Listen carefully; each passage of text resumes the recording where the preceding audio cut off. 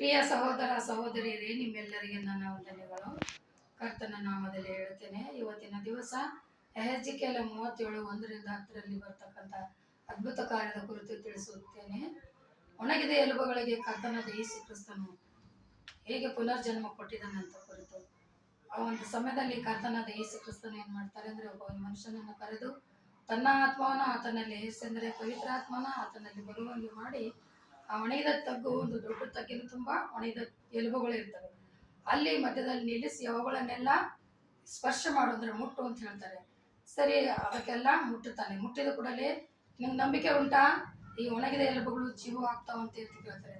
ಕರ್ತನೇ, ನಿನ್ ಚಿತ್ತವಿದ್ರೆ ನಿನ್ನ ಅನುಗ್ರಹದಿಂದ ಆಗುತ್ತೆ ಅಂತ ಹೇಳ್ತಾನೆ ಆ ಮನುಷ್ಯನು. ಸರಿ, ಇವಾಗ ಏನ್ ಮಾಡಂದ್ರೆ, ನಾನು ಯಾವ ತರ ವಾಣಿ ಹೇಳ್ತೀನಿ ಆ ವಾಕ್ಯಗಳು ಆ ಎಲುಬುಗಳಿಗೆ ತಿಳಿಸುವಂತ.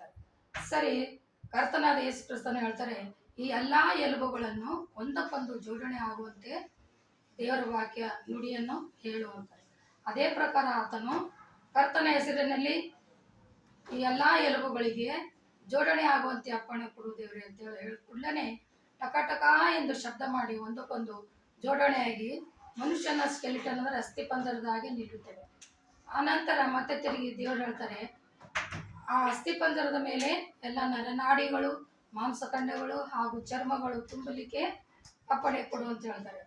ಕರ್ತನಾದ ಯೇಸು ಕ್ರಿಸ್ತನ ಹೆಸರಲ್ಲಿ ಆ ಎಲ್ಲಾ ಎಲುಬುಗಳಿಗೆ ನರನಾಡಿಗಳು, ಮಾಂಸ ಹಾಗೂ ಚರ್ಮವನ್ನು ತುಂಬಿಸು ಕರ್ತನ ನಾಮದಲ್ಲಿ ಅಂತ ಹೇಳಿದ ಕೂಡಲೇ ಅದೇ ರೀತಿಯಿಂದ ಆಗಲೇ ನರನಾಡಿಗಳು, ಮಾಂಸಖಂಡಗಳು, ಚರ್ಮಗಳು ತುಂಬಲ್ಪಡ್ತವೆ. ನಂತರ ಮನುಷ್ಯನು ಹೇಳ್ತಾನೆ, ಪ್ರಭು ಇವುಗಳಲ್ಲಿ ಜೀವ ಮಾತ್ರ ಅಲ್ಲ, ಎಲ್ಲ ಉಂಟು ಅಂತ. ಸರಿ, ಅದನ್ನು ಕೊಡೋಣ ಅಂತ ಹೇಳಿ ಕರ್ತನಾದ ಯೇಸು ಕ್ರಿಸ್ತನ ಏನ್ ಹೇಳ್ತಾರೆ, 4 ದಿಕ್ಕಿನಲ್ಲಿ ಅಂದ್ರೆ ಚತುರ ದಿಕ್ಕಿನಿಂದ ಹತ ಶರೀರದ ಗಳಿಗೆ ಬಿಸಿ ಗಾಳಿಯನ್ನು ಮುಟ್ಟಲಿ ಅಂತೇಳಿ ನೀನು ಹೇಳು ಅಂತ ಹೇಳ್ತಾರೆ. ಅದೇ ರೀತಿಯಿಂದ 4 ದಿಕ್ಕಿನ ಚತುರ ದಿಕ್ಕಿನಿಂದ ಬಿಸಿ ಗಾಳಿಯನ್ನು ಆ ಎಲುಬುಗಳಲ್ಲಿ ಸೇರಲಿ ಎಂದು ನುಡಿದಾಗ ಅವುಗಳಲ್ಲಿ ಶ್ವಾಸ ಬರುತ್ತೆ. ಆಗ ಕಾಲುರಿ ಭೂಮಿ ಮೇಲೆ ನಿಂತು ಬಿಡುತ್ತವೆ.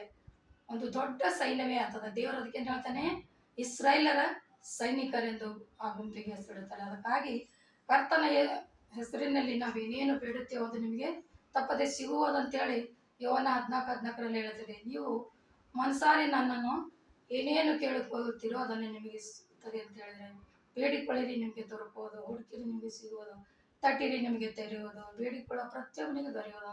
ಅದೇ ಪ್ರಕಾರ ಪ್ರತಿದಿನ ನಾವು ಕರ್ತನನ್ನು ಪ್ರಾರ್ಥಿಸಿ ಕಣ್ಣೀರಿನಿಂದ ನಾವು ಪ್ರಾರ್ಥನೆ ಮಾಡೋದಕ್ಕೆ ದೇವರು ಸದೂತರನ್ನು ತಪ್ಪದೆ ಕೊಡ್ತಾನೆ. ಆ ರೀತಿ ನೀವು ಎಲ್ಲ ದೇವರ ಮಾರ್ಗದಲ್ಲಿ ನಡೆಯೋಣ ಎಂದು ಈ ವಾಕ್ಯದಿಂದ ನಿಮಗೆ ತಿಳಿಸ್ತೇನೆ. ಪ್ರಾರ್ಥನೆ ಮಾಡೋಣ.